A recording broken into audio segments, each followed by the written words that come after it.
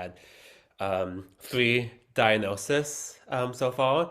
But my true diagnosis is borderline personality disorder, and I aced that quiz.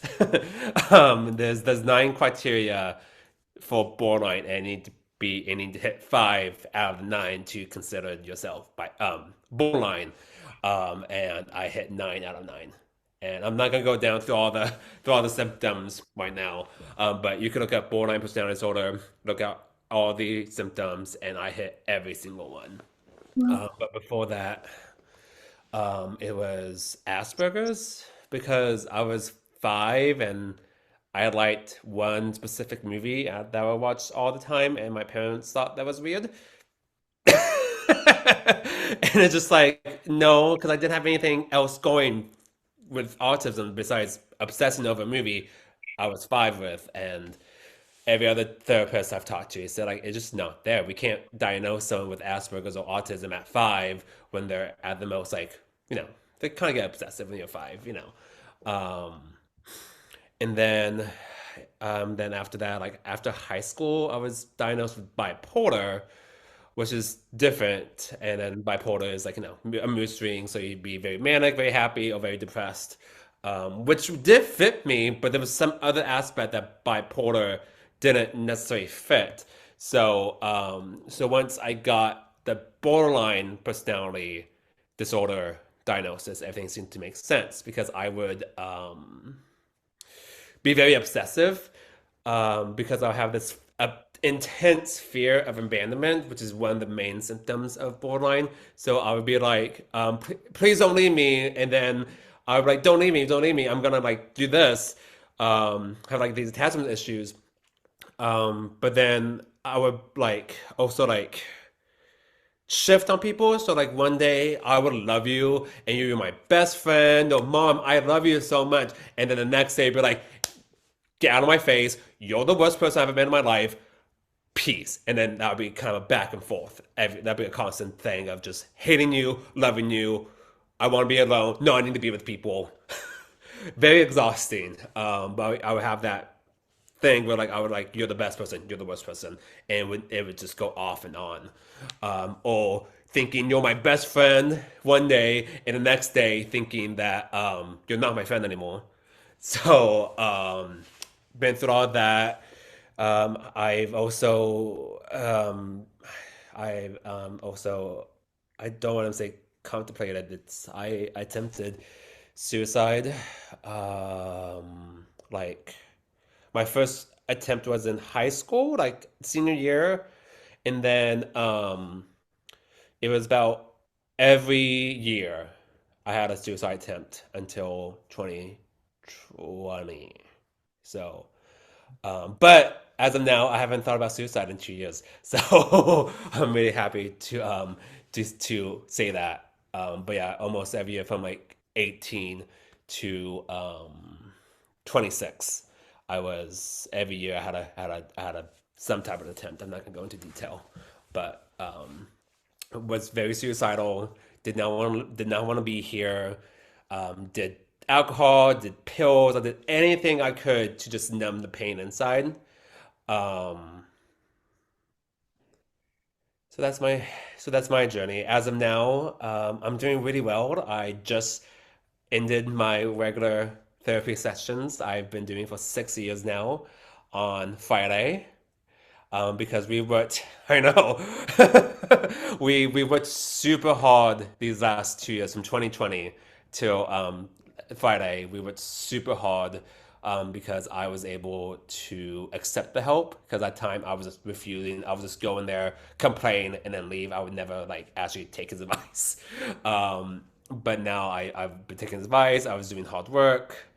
So now I'm overall I'm doing good, but when you mentioned about your mom, I have a grandpa who has dementia, and I've he moved here. He moved to Idaho 2 months ago, and it's just been super hard on my mom because that's her dad, and myself because I never had the best relationship growing up with him, and now I'm talking to him, I'm seeing him, and he's just not the same person I knew for the better, honestly, because I really did not like him growing up. But I told Joel this yesterday, and this happened last night, and I was like, "Hey, Grandpa." He was like, "Hi."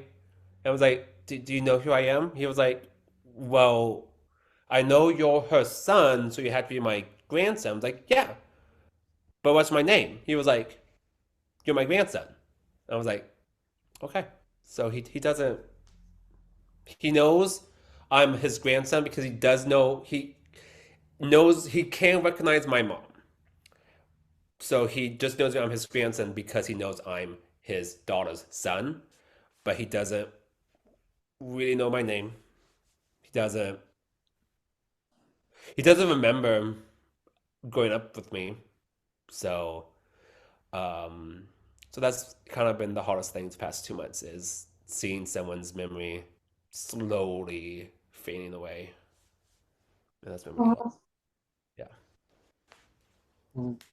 Yeah, well, I was, curious, just since, Tasha was kind of open about her mom, I was kind of curious if you were going to kind of be open about that with your grandpa's, journey, because I know that definitely can, mess with, your mental health too, just thinking of the journey that he's going on and like the struggles that he is facing and even like how I guess how he reacts, it can, I guess, like affect you too, like especially when he doesn't like remember your name and all that. I know that's got to be a hard journey to go down. And as far as when it comes to like both of y'all opened up about like contemplating suicide, I definitely appreciate y'all being really honest with that because I know that's definitely something that I'm sure a lot of people have struggled with. Personally, for me, I have not like struggled with that, but I know a lot of people go through that kind of thoughts of thinking wondering should they do this? Should they take this action? And or should they even harm themselves, even if they don't think about killing themselves? Like maybe they're thinking about harming themselves. So, Mhm. like, I definitely appreciate both of y'all being honest with that. And like I said, even going through all of those diagnoses, like the whole journey with that, I'm sure was very frustrating. Trying to figure out like like why is this diagnosis out there? Why is this one being thrown my way? Why is this one? So it's like a lot of questions, a lot of confusion, and a lot of frustration, I'm sure. Yeah, it was frustrating. Well, because every diagnosis has a different treatment program, basically. You don't treat borderline the same as bipolar. You don't treat Asperger's the same as bipolar. So it's just like you don't everything is different. And the thing is though, they never really would talk to me. I would get really bad therapists. That was like, okay, here's a prescription for antipsychotic. Here's a prescription for antidepressant, and I was like, you're not talking to me, so I would definitely abuse my pills. Because like, well, if you say one a day would make me feel good, then maybe three a day would make me feel better. Hmm. So, but they never really talked about the core and doing the homework. They was like, here's some medication, here's some numbness, go on all way. And I was like, that's not really helping, but okay, whatever. Yeah. Well, so yeah, that definitely is not helpful. So I'm glad that you found the right people to kind of, go in these other therapy sessions that you went through. And now here you are at the end of it. And like I said, it's been 2 years since you've even thought about contemplating, something like ending your own life. So it's just all about finding the right people to talk to because if you just go to somebody and all they're doing is trying to give you just some kind of pill or something to numb that pain. It's just a temporary thing that it may numb that pain for the moment, but then here it comes right back that same exact thing that is like a nasty negative pattern that goes on. Yeah, and I haven't I could talk to you about this, Joel. Have I yelled once at you? I have not never in my out of 10 months together have I ever went back and forth on you. So there's that testimony. Yeah, most definitely. Before I met you, I know you said that you were going through a different journey, like even in your college days. Like, well, you are in college now, but at a different college, you were going through a different journey at BBC. So I was just hearing that story. I think of like, there's no way that this is the same Alex. Like, but that's what Jesus can do. Like, Jesus can change somebody inside out, and so that's just a true testament to how real God is. Yeah. And also don't expect it to happen overnight. You just Right. get disappointed. Yeah, so definitely it's something that takes time and it's something that people definitely just got to be patient with, whether it's the person going through the process or a loved one that's seeing somebody go through that. Just everybody just has a take a chill pill, like, metaphorically, and then and then just be very patient with the person that's going through that journey. But I guess like for me, mine's not really as well, I mean, it is a kind of a tough thing, but for me it's something now that I look back on as kind of like a look how far I've come kind of situation. Because for me, I know I've spoken to this in the first episode with Alex, when we talked about bullying. I mean, like Tasha, you mentioned about being bullied in high school as well. But for me, I feel like as far as mental health goes, I feel like a lot of it came with like low self-esteem, and a lot of that started in middle school around that time, and a lot of it had to do with like being bullied or being going through different things that all stems back to somebody either making fun of me because they think I'm fat, or somebody that thinks I'm gay, or even in one point in eighth grade, I actually brought this up in my first episode about, for those that haven't watched, I'll go ahead and kind of say kind of give a quick rundown of what happened. But my eighth grade year, we were having like a big group like class picture, and I was sitting on the front row, and we are all like preparing to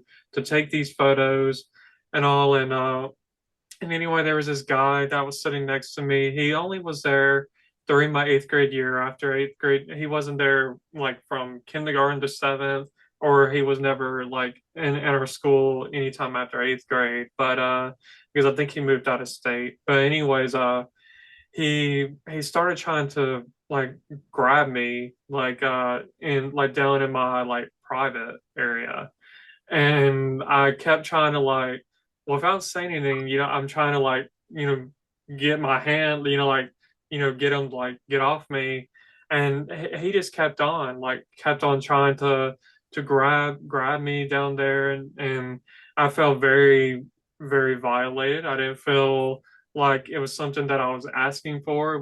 Like I've done nothing to this guy, and and then I think this guy did it. I don't know if it's because he maybe was having some kind of, homosexuality kind of thoughts. I'm not sure if that's what it was. I think it was more of trying to paint a different picture of who I was. Like I guess they're trying to paint this picture that like, oh, this guy's gay. And that's something I kept on like going around with not everybody in my grade, but a few people in my grade, like trying to paint that picture. So I guess that guy's probably thinking if he can touch me there, that I'm gonna like enjoy it or something basically. And I definitely was not enjoying that. So I think like eighth grade was like my first kind of year of going through like a bad like mental health kind of thing. Then I started looking at myself, differently. Like I start, even to this day, I still think of sometimes think lowly of myself when it comes to self-esteem. Like, I'll think of myself as like, man, like maybe that guy is right. Like maybe I am fat, or, maybe because I look a certain way, I'm never going to get married. I'm never going to have children. So it's just like it's always something going on in that end. But over the years, I've slowly started trying to, gain that confidence back in myself. Every now and then I still have a moment where even like here recently I started trying to lose weight again, like starting in June. And I got to where I've lost like 10, 11 pounds. So I mean that kind of helps a little bit with my confidence because I was thinking at one point maybe like the stuff that people say is right. Like maybe I am like fat, overweight, and I mean I know sometimes as hearing the word fat definitely isn't good, but I guess maybe if they approached me in a different way with a different tone, maybe I would have taken it in differently. But I think it was more of let's bully the person, not let's help this person get on a better health journey or nothing like that. So I guess I just had to do it for myself. Let's say I lost about 10, 11 pounds in the past 4 months, but I still want to lose a little bit more. As I still sometimes look at myself in the mirror and think, like there's still room for improvement.